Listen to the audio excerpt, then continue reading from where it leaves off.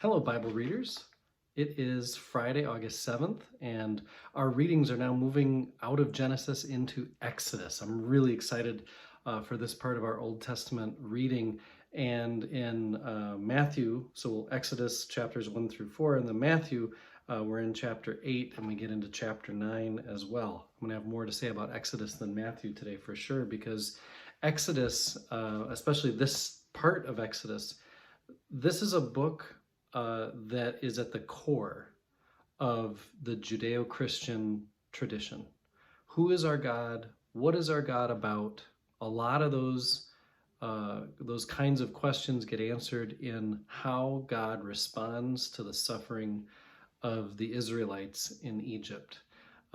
We hear right at the beginning in chapter 1, there is a reference to genealogy. These are people who are, in their context, the Israelites in Egypt are being treated like something less than people.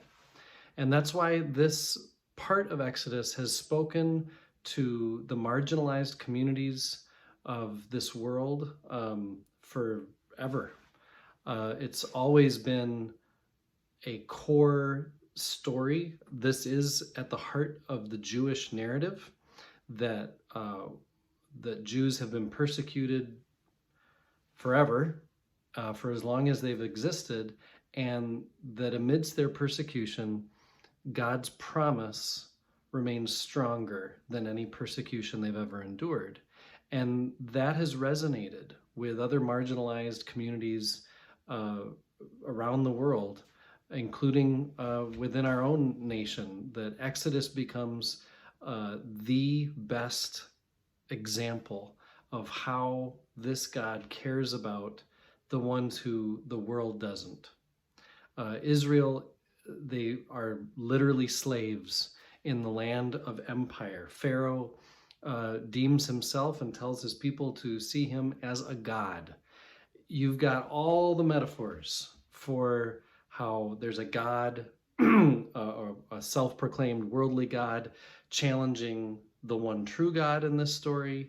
You've got a king, a mad king, versus Moses, who is saved, notice, by only women as he's a baby.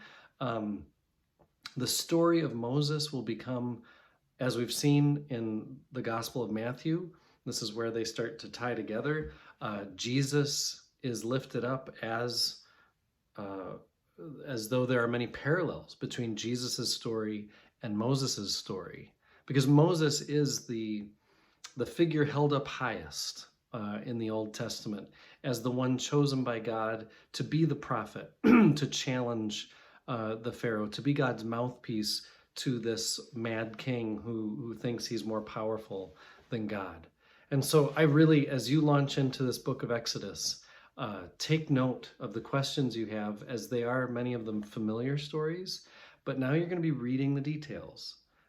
And as you've been reading Matthew, I think you'll find more connections between Exodus and Matthew now than maybe you did before.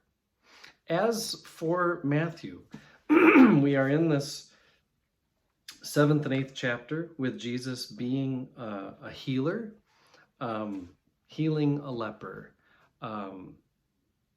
doing the kinds of miracles that maybe we'd expect of Jesus. But as much as I've been saying there are parallels and connections to Moses in the book of Exodus, that is, again, what Matthew is trying to express, that this Jesus is not replacing the law, but fulfilling the law. I've said that so many times in these Bible reader posts that you should be able to finish that sentence for me. Because a lot of people think, oh yeah, the Old Testament has been replaced with the New Testament. And that is the Christian claim. That is not the Christian claim. The Christian claim is that Jesus has come to fulfill the law, not replace it. I am one with my God. My God is with us, all of us, at all times and in all places.